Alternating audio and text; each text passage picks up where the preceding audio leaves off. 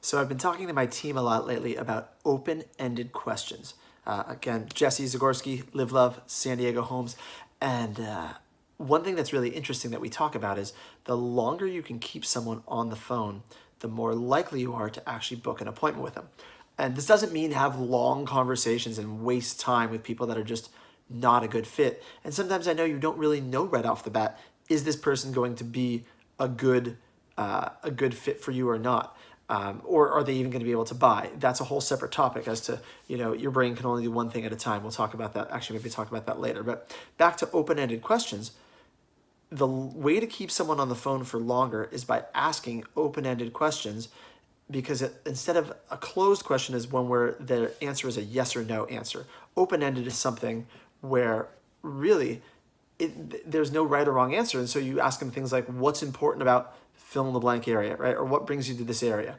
If you don't feel like you're really getting into a good rapport with someone, asking a couple open-ended questions, the script I've gone over with you guys before, it's pretty linear. But sometimes this is why sales is an art. It's not really, not a specific science, it's an art to it. Sometimes you just gotta drop in a couple open-ended questions. I oftentimes, when I'm talking to real live leads, I will ask all the questions from the script, but it flows in a much more natural way because I have internalized that script.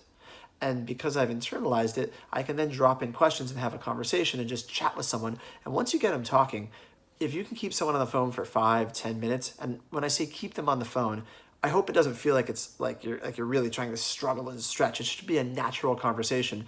But in your head, if you're keeping score, the longer someone is on the phone with you, the more likely you are to meet them face to face and then actually do business with them. So back to the what we were talking about earlier is to doing one thing at a time. A lot of times when we're asking our clients questions, we're thinking about, is this someone we actually want to do business with? And you really can only have one goal in that first call or any call with a client, which is I believe is to book a face-to-face appointment. And so because of that, if you're sitting there thinking, and I was guilty of this yesterday, I was talking to a new potential client and they were telling me their criteria and what they're looking for and they wanted a deal and this, that, and the other. In my brain, I'm thinking like, man, I don't know if this person's really very realistic, if I should bother meeting with them. And I found myself getting distracted. Instead, what I realized was I just went ahead and I offered the value. I gave them a compelling reason to meet with me. They wanted to meet with me.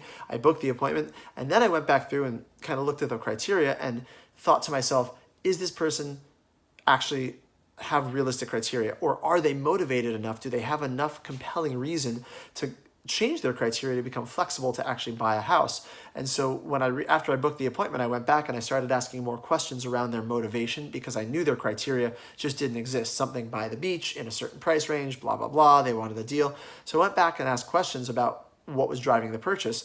And for this particular person, it frankly seemed like they weren't really highly motivated. They probably could just end up taking their time and not buying something. But because of the price point, because it was still in a decent price point and convenient, I'm going to meet with them one time, knowing that I might never do business with them. But when you get face to face, oftentimes their criteria changes.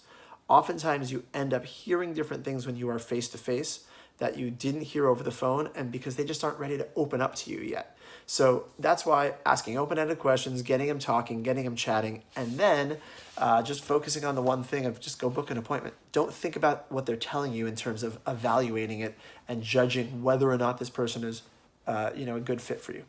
Hopefully that helps. Have a good one, guys. If you like this, forward it, share it, like it, comment, ask me questions. Talk to you guys later.